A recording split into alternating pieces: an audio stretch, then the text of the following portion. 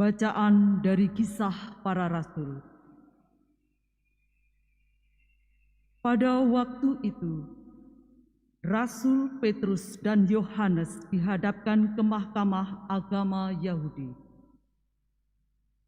Ketika para pemimpin Yahudi dan tua-tua, umat serta ahli-ahli Taurat melihat keberanian mereka, padahal keduanya adalah orang biasa yang tidak terpelajar, heranlah mereka.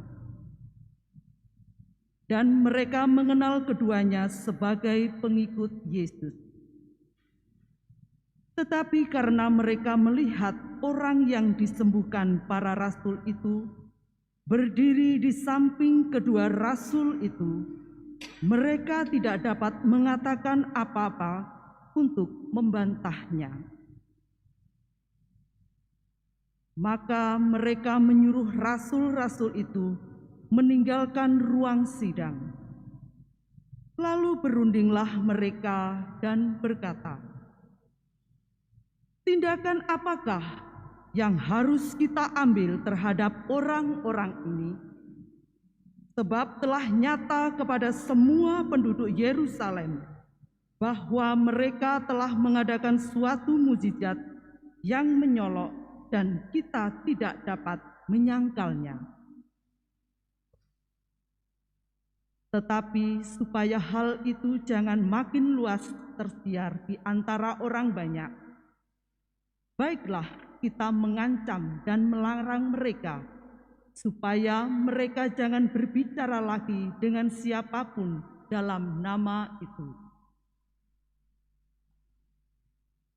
Setelah kedua rasul itu disuruh masuk lagi, mereka diperintahkan supaya sama sekali jangan berbicara atau mengajar lagi dalam nama Yesus. Tetapi Petrus dan Yohanes menjawab mereka, "Silahkan kamu putuskan sendiri, manakah yang benar di hadapan Allah, taat kepada kamu atau taat kepada Allah? Sebab tidak mungkin bagi kami untuk tidak berkata-kata tentang apa yang telah kami lihat dan yang telah kami dengar."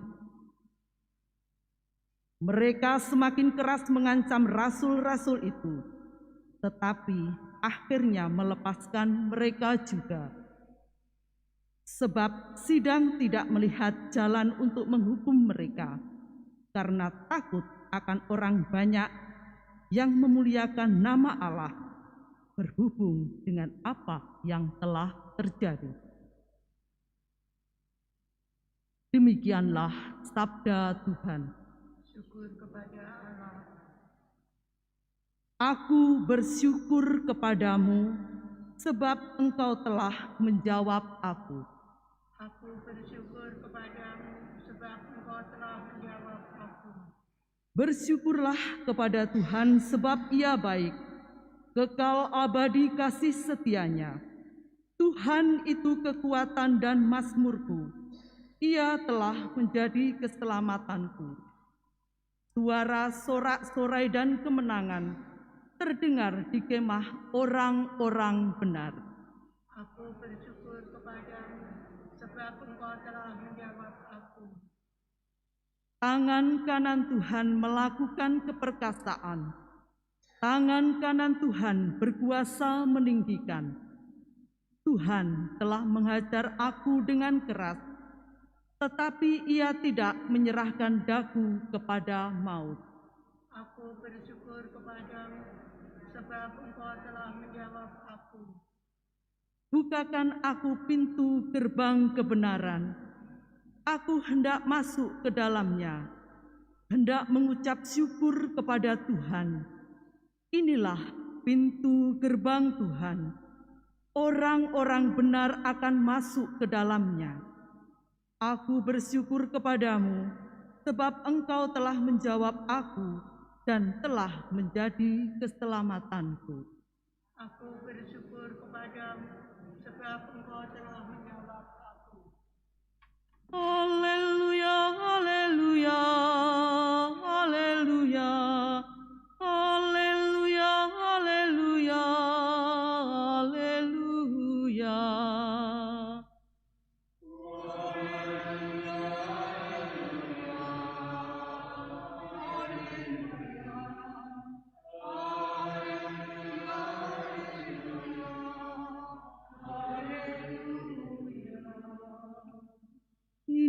inilah hari yang dijadikan Tuhan. Marilah kita bersorak-sorai dan bersukacita karenanya.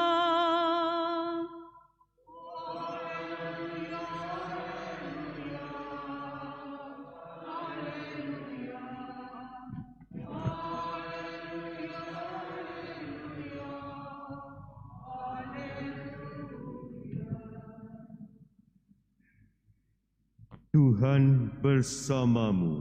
Dan bersama rohmu. Inilah Injil suci menurut Markus. Dimuliakanlah Tuhan. Setelah Yesus bangkit dari antara orang mati, pagi-pagi pada hari pertama minggu itu, ia mula-mula menampakkan dirinya kepada Maria Magdalena. Daripadanya Yesus pernah mengusir 7 setan. Lalu Maria Magdalena pergi memberitahukannya kepada mereka yang selalu mengiringi Yesus, dan yang pada waktu itu sedang berkabung dan menangis. Tetapi ketika mereka mendengar bahwa Yesus hidup dan telah dilihat olehnya, mereka tidak percaya. Sesudah itu Yesus menampakkan diri dalam rupa yang lain kepada 2 orang dari para murid, ketika keduanya dalam perjalanan keluar kota. Ketika mereka kembali dan memberitahukannya kepada teman-teman yang lain, kepada mereka pun teman-teman itu tidak percaya. Akhirnya Yesus menampakkan diri kepada ke-11 orang itu ketika mereka sedang makan. Yesus mencela ketidakpercayaan dan kedegilan hati mereka, oleh karena mereka tidak percaya kepada orang-orang yang telah melihat Dia sesudah kebangkitannya. Lalu Yesus berkata kepada mereka, "Pergilah ke seluruh dunia, beritakanlah Injil kepada segala makhluk." Demikianlah sabda Tuhan. Terpujilah Kristus. Suster, frater, Bapak, Ibu, dan saudara-saudari yang terkasih dalam Kristus, dalam hidup ini tentu kita itu selalu mencari yang baik. Baik menurutku.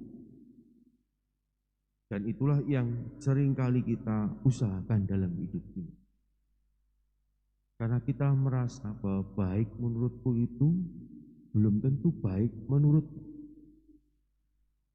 Tetapi kalau kita renungkan sungguh-sungguh dalam hidup kita, ternyata itu ada kebaikan untuk semuanya. Baik untukku, juga baik untukmu. Menjadi pertanyaan bagi Anda dan saya, apa sih kebaikan yang berlaku untuk semuanya? Baik untuk saya maupun baik untuk Anda. Kalau kita melihat dan kita sungguh-sungguh merenungkan, kebaikan untuk semuanya adalah Allah sendiri.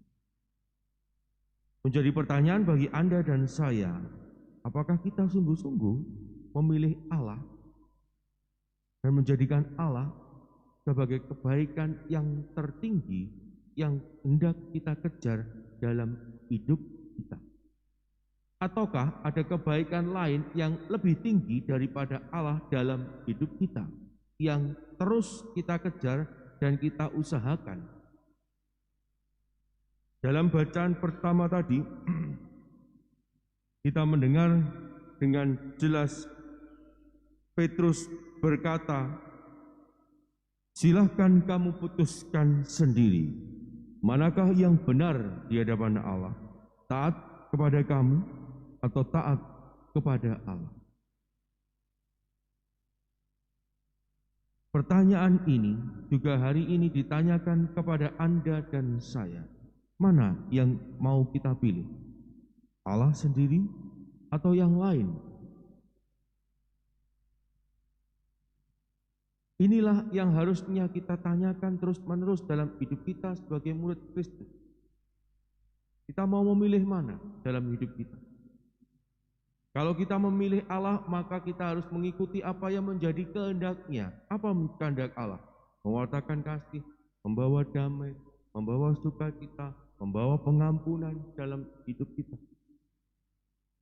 Tapi kalau kita mengatakan kita memilih Allah dan menjadikan Allah sebagai kebaikan yang tertinggi yang terus kita perjuangkan, tapi kalau isinya dalam hidup kita selalu membawa sakit hati bagi banyak orang, selalu mencela orang, selalu memandang rendah orang,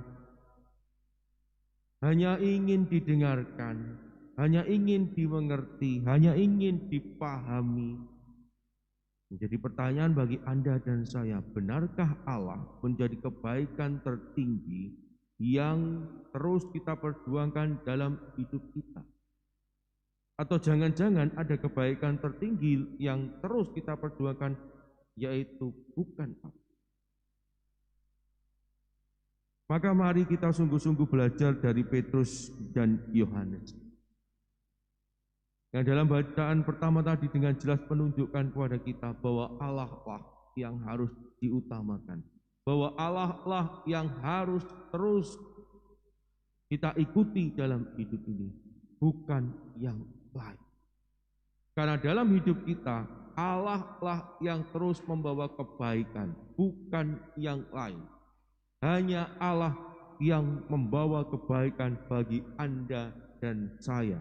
Dan hanya Allah lah yang patut kita ikuti. Dan itulah yang dikehendaki Allah dalam hidup Anda dan saya. Tapi ikut dan mengikuti Allah bukan hanya berhenti di bibir, bukan hanya berhenti di ucapan dan kata-kata manis kita, tetapi harus nyata dalam tindakan kita sehari-hari.